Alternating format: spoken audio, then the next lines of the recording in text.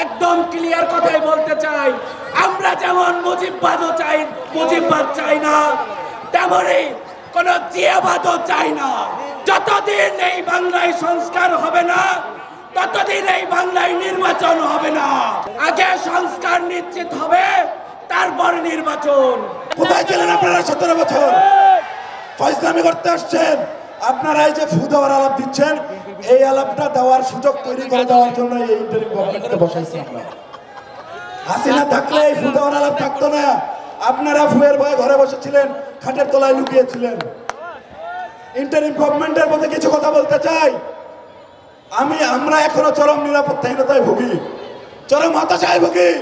কারণ আমার ভাইদেরকে যারা গুলি করেছে তাদের বিচার হচ্ছে না। হাসিনার আমলে সেই যদি শাপলা চত্বরে দেখতে চাই, বিডিআর বিদ্রোহ দেখতে চাই, তারই ধারাবাহিকতা 24-এর এই পরপর 3টা গণহত্যা।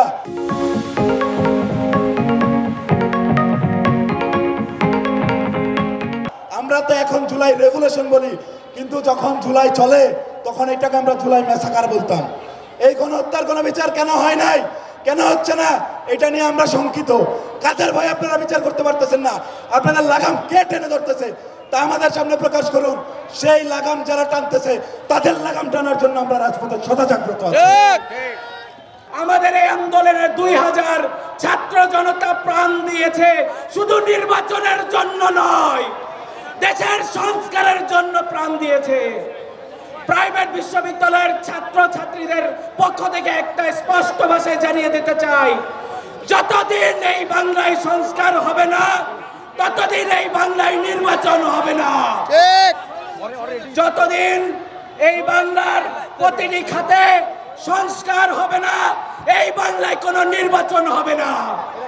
আগে সংস্কার নিশ্চিত হবে, তারপর নির্বাচন।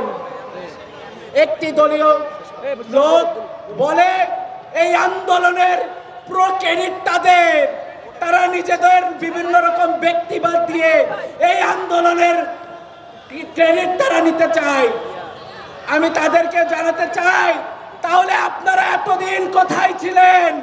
আপনারা এই নতজানু পররাষ্ট্রনীতির মাধ্যমে আপনারা বিগত দিনে যেমন আওয়ামী লীগ ফ্যাসিস্টদের আপনারা যেমন সম্মতি জ্ঞাপন করেছেন, এখন যখন আওয়ামী লীগ ফ্যাসিস্ট এই বাংলায় টিকতে পারে না, আপনারা তাদের পুনর্বাসনের কাজেও লেগেছেন। আপনাদের হুঁশিয়ার করে দিতে চাই, এই বাংলায় যতদিন পর্যন্ত কোন ফ্যাসিস্টের বিচার না হবে, ততদিন পর্যন্ত নির্বাচন হবে না। সর্বশেষ একটা কথাই বলতে চাই, আমরা একটা নীতিভিত্তিক দেশ চাই, আমরা কোন নেতা ভিত্তিক দেশ চাই না।